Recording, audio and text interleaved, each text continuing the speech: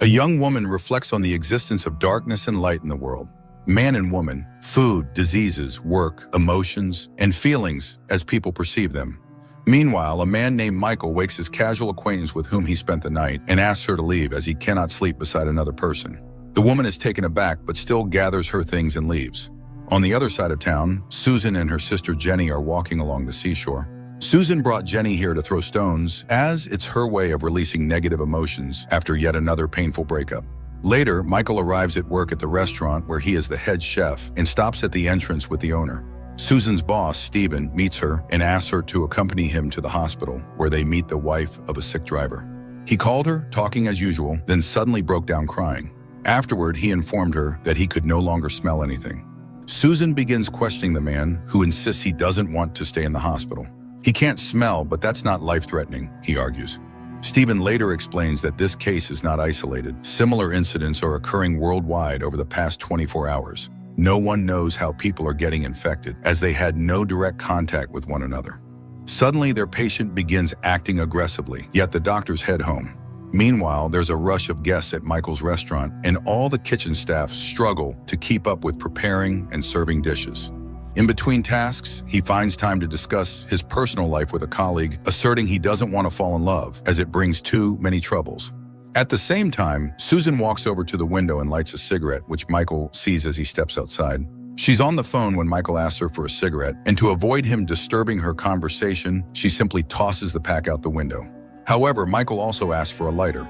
Susan throws it down and sarcastically asks if he'd like to spend the night at her place. But Michael laughs, saying he doesn't even know her name. His name, though, is Michael. Susan calls him a sailor and closes the window. Later, Susan and her colleagues discuss the situation, but they still have no ideas about what could be causing it.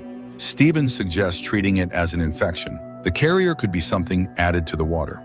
Meanwhile, the epidemic begins to escalate. All over the world, people suddenly feel the grief of their losses. They cry, remembering those they've lost, and apologize to those they've hurt. This affects everyone, regardless of age. After the fit of grief, people lose their sense of smell.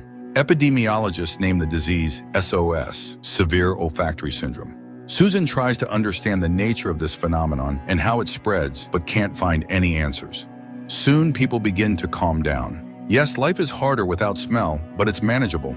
For restaurants, tough times begin as the appeal of any dish lies in its aroma.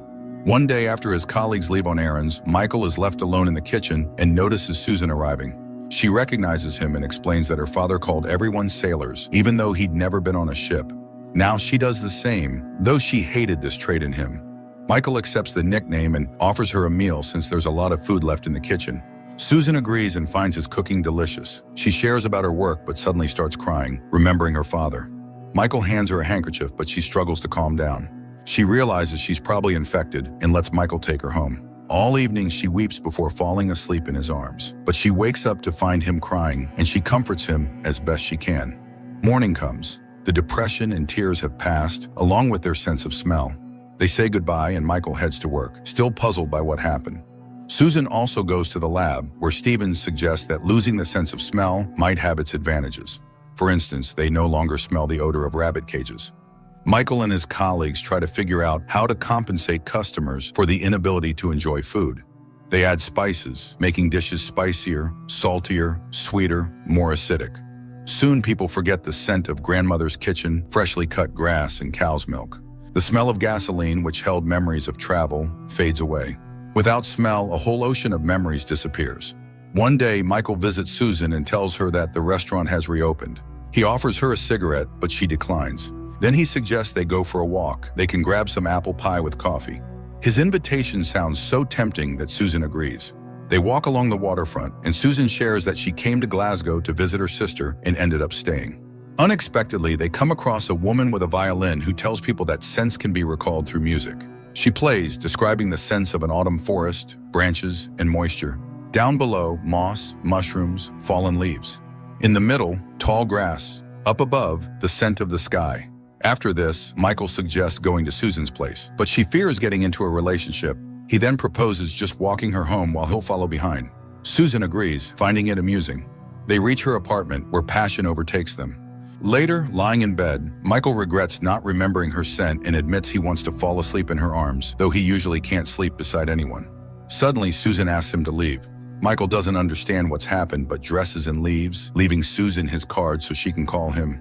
Later, he rides his bike to the cemetery, where he's met by an elderly couple who chide him for coming to their daughter's grave without flowers, as she loved them so much.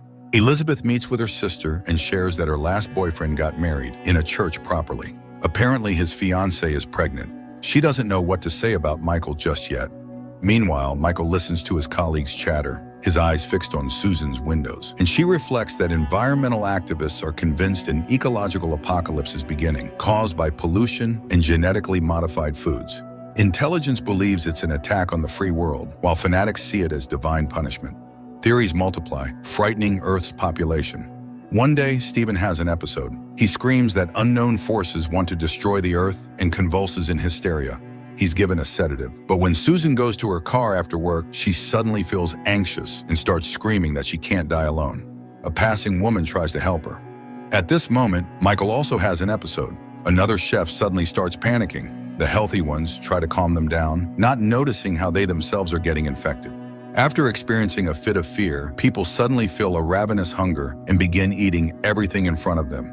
Half-cooked food, sauces and spices, flowers, lipstick, raw meat, and fish.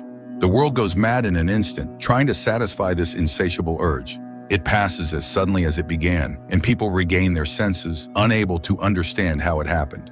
They then discover that they've lost their sense of taste. Michael arrives at Susan's place, and she greets him with open arms. They wonder what will happen next. Will people lose all their other senses? Susan notes that smell and taste are connected, so maybe the losses will stop here. But if Susan is wrong, it could mean the end for humanity. In the morning, Susan suggests that Michael go to work, and he asks if he can see her again, which brings a smile to her face. Michael heads to work and sees the doors closed. He's told that restaurants are no longer needed since people can't smell or taste anymore. Now they can eat anything as long as it sustains life. But Michael insists that people will return and drink to each other's health. Meanwhile, the aftermath of the frenzy is being cleaned up everywhere. Life returns to normal, and people try to continue as before. After a few weeks, the sensation of taste becomes distant and forgotten, and other senses take its place. Customers return to restaurants simply to be served and to listen to the clinking of glasses. Now, people evaluate the consistency, temperature, texture, and moisture of dishes. Michael and Susan enjoy each other's company. One day, Michael suggests trying shaving foam because it's so smooth, then follows it up with a bite of soap, which makes Susan laugh and inspires them to taste anything they find interesting. They dance and take pleasure in everything that's still accessible to them. Later, Susan confesses to Michael that she can't have children. He shares that he left a seriously ill girlfriend and now goes to her grave to make himself feel guilty. But now he feels better because he's moved on. However, news soon arrives from Hong Kong of the first cases of hearing loss. This becomes a global catastrophe as it's accompanied by fits of anger and rage, leading to violence. The uninfected have no choice but to wait. One day, Michael pulls out an old Polaroid and takes a photo of them together. Later, the restaurant owner is informed of its closure and is advised to start cooking for the infected, as thousands are in quarantine. He's given a standard menu that any cafeteria could handle. Susan is left without a home, as her entire floor is quarantined. Michael invites her to come with him. On the way, they stop by a church and listen to the sound of bells echoing over the city. Soon they arrive at Michael's apartment and can finally take off their masks. Susan remarks that they've suddenly moved in together and will now live as a couple. Suddenly, Michael starts talking about how they can now enjoy each other whenever they want. He elaborates on the idea, becoming increasingly crude. In the end, he insults Susan with every dirty word he knows, calling her just like everyone else and reminding her that she can't have children. Stunned, Susan watches as he starts to destroy the apartment, then finally runs away. Michael tears down the wallpaper and smashes the furniture. She calls her sister, who admits that she didn't think their relationship would work. Susan cries in her car, watching as people around her go wild, breaking everything in sight. Michael eventually calms down and realizes he can't hear anything anymore. Volunteers advise him to stay home, hang a white sheet in his window, and wait for food and water to be delivered. And so he remains locked up, alone. Meanwhile, Susan goes to the lab, where only Sebastian is left, who also can't hear. Michael still sits at home, occasionally accepting the simple food brought by volunteers. One day, he calls Susan to admit that everything he said was nonsense. He never really thought those things. It was the illness talking. Susan hangs up before he finishes, saying it wasn't him and it wasn't her. Anger overwhelms her, and she yells insults at him, throwing everything in her reach.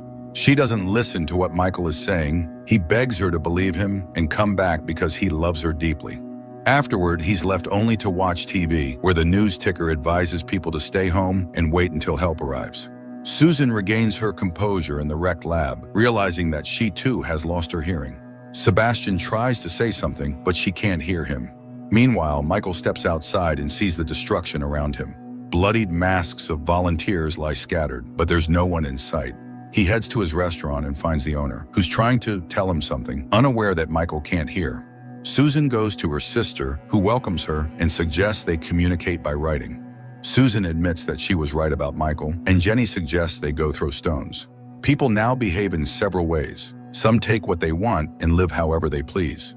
Others believe the end of the world is near, but there are farmers still milking their cows, soldiers still serving, and chefs still cooking for the sick. They are the ones who believe life will go on. Everyone is learning sign language. Michael's restaurant reopens and Susan cleans up her office, discarding their photograph. The chefs cook for those who communicate with sign language, musicians play from memory, and scientists continue their research.